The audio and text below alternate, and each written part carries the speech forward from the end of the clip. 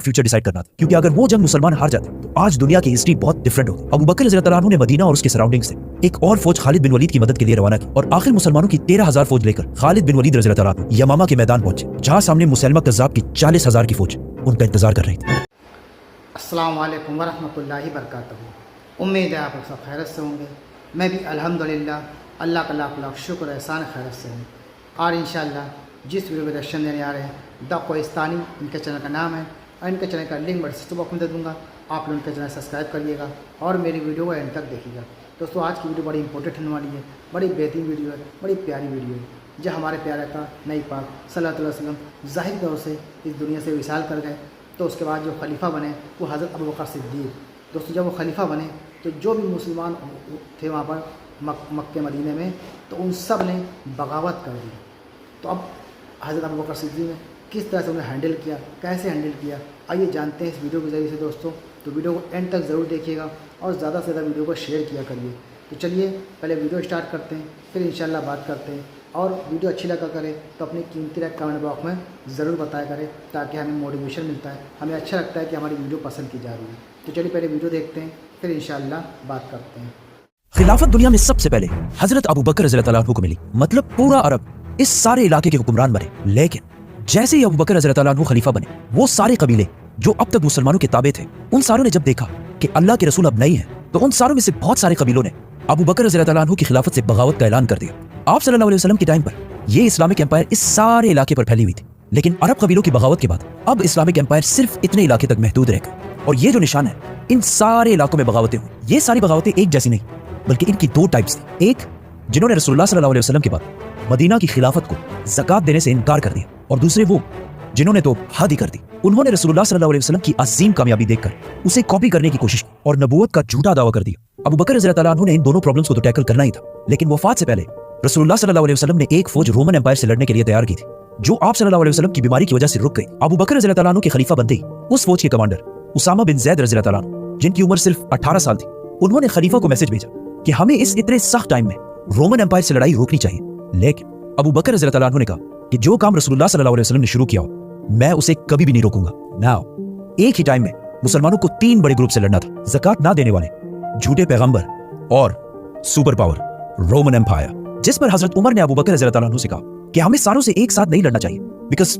It's impossible. At least ज़कात ना देने वालों को अभी कुछ टाइम तक छोड़ देते और उनसे बाद में निपट लेते हैं। लेकिन अबू बकर रज़ियल्लाहु अन्हु ने फरमाया कि अगर एक शख्स रसूलुल्लाह सल्लल्लाहु अलैहि वसल्लम के टाइम पर एक ऊंट और उसके साथ एक रस्सी भी ज़कात में देता था, और अब आप सल्लल्लाहु अलैहि वसल्लम के बाद वो सिर्फ ऊंट ज़कात में दे और उसके साथ रस्सी ना दे, तब भी मैं उसके खिलाफ जिहाद करूंगा। अबू बकर रज़ियल्लाहु अन्हु को इस बात का पता था कि अगर आप सल्लल्लाहु अलैहि वसल्लम के बाद मुसलमानों ने आहिस्ता आहिस्ता चीजों को बदलना शुरू किया, तो इससे एक दिन इस्लाम को भी खतरा हो सकता है। तो उन्होंने सबसे बड़ा काम अपनी खिलाफत में यह किया कि जो काम भी रसूलुल्लाह सल्लल्लाहु अलैहि वसल्लम के टाइम पे जिस तरह होता था, उसको एग्जैक्टली उसी तरह जारी रखा। तो मुसलमानों ने सबसे नॉर्थ, साउथ, ईस्ट हर तरफ एक साथ जंग करने की प्लानिंग शुरू की। सबसे पहले उसामा रज़ियल्लाहु अन्हु अपनी फौज के साथ रोमन एम्पायर, बिजेंटीन एम्पायर की तरफ रवाना हुए। जाने से पहले अबू बकर रज़ियल्लाहु अन्हु ने उन्हें वही इंस्ट्रक्शंस दी जो रसूलुल्लाह सल्लल्लाहु अलैहि वसल्लम जंग से पहले दिया करते थे, कि किसी भी औरत, बच्चे या बूढ़े पर अंडर एनी सर्कमस्टांसेस हाथ नहीं उठाना, और दरख्तों को भी बगैर किसी वजह के नहीं काटना, और इवन जो दूसरे रिलीजन्स के प्रीस्ट्स हैं उन्हें भी कुछ नहीं कहना, मतलब सिर्फ उनसे लड़ना है जो तुमसे लड़े। ये फौज रोमन एम्पायर के इलाकों में दाखिल हुई और बहुत तेजी से कामयाब होने लगी और बहुत सारे इलाकों को दोबारा फतह कर लिया। लेकिन जैसे ये फौज मदीना से रवाना हुई, अरब के झूठे पैगंबरों में से एक तुलैहा ने सोचा कि ये बेस्ट टाइम है मदीना पर हमला करके इसे खत्म करने का, क्योंकि मदीना से बहुत सारे लोग रोमन एम्पायर से लड़ने के लिए गए थे और मदीना के अंदर मदीना को डिफेंड करने के लिए बहुत कम लोग बचे हैं। तो तुलैहा अपनी फौज लेकर मदीना की तरफ रवाना हुआ, लेकिन अबू बकर रज़ियल्लाहु अन्हु ने बहुत जल्दी से एक नई फौज बनाई और उन्हें इस झूठे नबी तुलैहा से लड़ने के लिए भेजा। इस फौज ने तुलैहा की फौज को रोक दिया और वो मदीना पर हमला नहीं कर सके। तुलैहा की फौज अपनी जगह छोड़कर पीछे चली गई, लेकिन फिर भी उन्होंने हार नहीं मानी, जिसके कुछ ही दिनों बाद उसामा की फौज रोमन एम्पायर से लड़ने के बाद वापस मदीना पहुंच गई। अब मदीना बिल्कुल सिक्योर हो चुका था, क्योंकि मुसलमानों की सारी फौज मदीना पहुंच चुकी थी। तो अबू बकर रज़ियल्लाहु अन्हु ने पूरे अरब को वापस इस्लाम की तरफ लाने के लिए मुसलमानों की फौज को 11 हिस्सों में डिवाइड किया, क्योंकि मुसलमानों ने अब ऑलमोस्ट पूरे अरब से लड़ना था, सिवाय मक्का के। मक्का के लोग इससे पहले हमेशा मुसलमानों के सबसे बड़े दुश्मन होते, लेकिन उन्होंने इस इतने सख्त टाइम में अबू बकर रज़ियल्लाहु अन्हु की खिलाफत को फुल सपोर्ट किया। अबू बकर रज़ियल्लाहु अन्हु ने मुसलमानों की फौज के 11 डिवीजन बनाए, जिसमें सबसे बड़ी फौज खालिद बिन वलीद रज़ियल्लाहु अन्हु को दी गई, क्योंकि खालिद बिन वलीद को ज़कात ना देने वाले मालिक बिन नुवैरा और 3 बड़े झूठे पैगंबरों से लड़ना था। तुलैहा जो मदीना के सबसे करीब था, सजा जो एक फीमेल फॉल्स प्रॉफिट थी, और सबसे आखिर में मुसैलमा।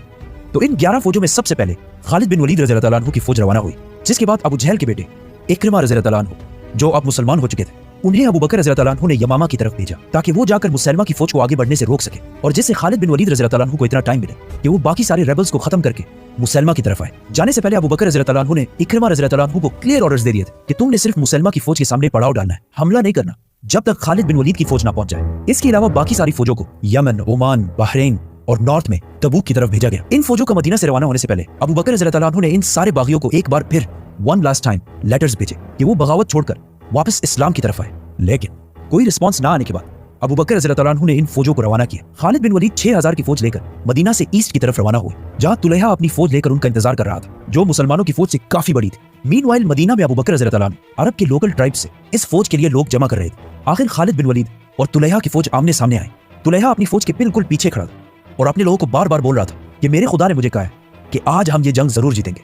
जैसे ही जंग शुरू हुई, मुसलमानों की फौज खालिद बिन वलीद की लीडरशिप में दुश्मनों की रैंक्स को बहुत आसानी से तोड़कर आगे बढ़ने लगी और उनके सेंटर तक पहुंच गई। दुश्मन की फौज से लोग भागकर तुलैहा से पूछने लगे कि कहां है तुम्हारे खुदा की मदद, जिस पर वो अपने लोगों से झूठ बोलता रहा। लेकिन आहिस्ता आहिस्ता उसके साथ सारे लोगों को उसके झूठ की समझ आने लगी और वो उसे छोड़कर जंग से भागने लगे। तुलैहा भी ये देखकर जंग छोड़कर शाम की तरफ भाग गए और इस तरह खालिद बिन वलीद रज़ी अल्लाह अन्हु ने अरब के पहले झूठे नबी को खत्म कर दी। लेकिन इस जंग के कुछ ही अरसे बाद तुलैहा ने वापस आकर इस्लाम कबूल कर ली और अबू बकर रज़ी अल्लाह अन्हु ने उन्हें माफ भी कर दी और फिर कुछ साल बाद उन्होंने इस्लाम के लिए अपनी जान भी दी।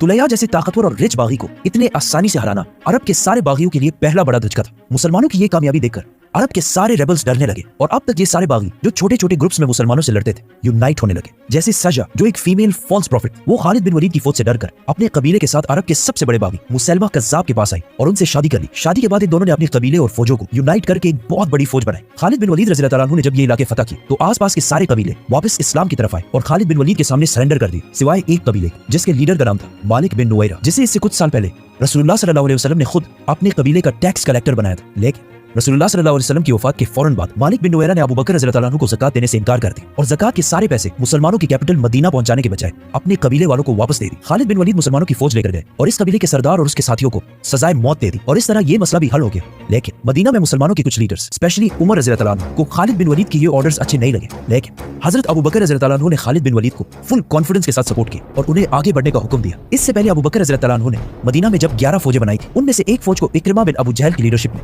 मुसलमा कज़्ज़ाब की तरफ रवाना किया था और उन्हें क्लियर ऑर्डर्स दिए थे कि खालिद बिन वलीद के पहुंचने से पहले मुसलमा पर हमला नहीं करना। लेकिन इकरमा रज़ी अल्लाह अन्हु ने खलीफा के ऑर्डर्स के खिलाफ जाकर मुसलमा की फौज पर हमला कर दी और बहुत बुरी तरह ये जंग हार गए। मुसलमा अरब के बागियों में सबसे ताकतवर बागी था, उसने इकरमा बिन अबू जहल की फौज को बिल्कुल क्रश कर दिया। जब मदीना में खलीफा अबू बकर रज़ी अल्लाह अन्हु को इसका पता चला, उन्हें बहुत गुस्सा आया और उन्होंने इकरमा रज़ी अल्लाह अन्हु को यमामा से ओमान की तरफ रवाना किया और उन 11 फौजों में से एक दूसरी फौज शराबील रज़ी अल्लाह अन्हु की लीडरशिप में मुसलमा की तरफ भेजा और उन्हें भी वही ऑर्डर्स दिए कि मुसलमा की फौज पर हमला नहीं करना। लेकिन शराबील रज़ी अल्लाह अन्हु ने भी मुसलमा की फौज पर हमला कर दिया और वो भी जंग हार गए। इससे मुसलमा की फौज की ताकत का अंदाजा लगा, क्योंकि मुसलमानों की 2 फौजों को हराना कोई आसान काम नहीं था। नाउ जैसे ही खालिद बिन वलीद इन बाकी इलाकों को फतह करने से फारिग हुए, अबू बकर रज़ी अल्लाह अन्हु ने उन्हें मैसेज भेजा कि अब फाइनली इट्स टाइम कि अरब के सबसे बड़े बागी मुसलमा कज़्ज़ाब से एक फाइनल जंग लड़ी जाए, जिससे ये नाम कज़्ज़ाब खुद रसूलुल्लाह सल्लल्लाहु अलैहि वसल्लम ने दिया, जिसका मतलब है सबसे बड़ा झूठा। मुसलमानों की बाकी 10 फौजों ने यमन, ओमान, बहरीन और तबूक की छोटी छोटी बगावतों को खत्म कर दिया और अब सारे यमामा में इस फाइनल जंग की तरफ देख रहे थे, क्योंकि इसी जंग ने अब पूरे अरब का एंड नॉट ओनली अरब आने वाली पूरी दुनिया का फ्यूचर डिसाइड करना था। क्योंकि अगर वो जंग मुसलमान हार जाते तो आज दुनिया की हिस्ट्री बहुत डिफरेंट होती। अबू बकर रज़ी अल्लाह अन्हु ने मदीना और उसके सराउंडिंग से एक और फौज खालिद बिन वलीद की मदद के लिए रवाना की और आखिर मुसलमानों की 13,000 फौज लेकर खालिद बिन वलीद रज़ी अल्लाह अन्हु यमामा के मैदान पहुंचे, जहां सामने मुसलमा कज़्ज़ाब की 40,000 की फौज उनका इंतजार कर रही थी। तो दोस्तों, ये था हमारा एक्शन जो आपने देखा। बेहतरीन वीडियो थी ये, और वाकई में हज़रत अबू बकर सिद्दीक किस तरह से हैंडल किया, कैसे हैंडल किया, ये हमने जाना कि कुछ लोगों ने बगावत कर दी। कुछ लोगों ने क्या, ज़्यादातर लोगों ने बगावत कर दी, जो उनके कबीले के जो भी अलग अलग मामला था उनका, वो बगावत कर दी हमारे प्यारे आका के इस दुनिया से जाने से फ़ौरन ही बाद। तो हज़रत अबू बकर सिद्दीक ने किस तरह से भाग दौड़ संभाली इस्लाम की, और कैसे भी करके पूरे की जगह फिर से क्या बोलते हैं, उस हुकूमत को कायम किया।